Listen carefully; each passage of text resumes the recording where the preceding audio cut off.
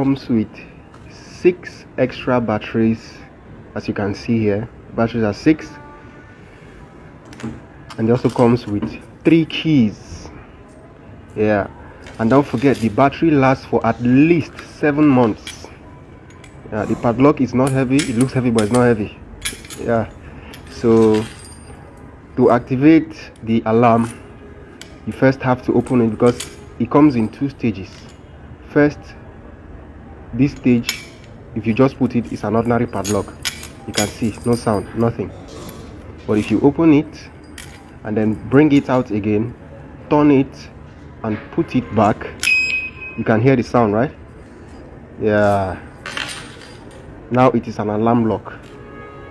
So if you hit it once, you hear that sound, it will stop. Then if you try it again, the sound will come back and it will never stop unless you use the key to open it. Then the sound will stop.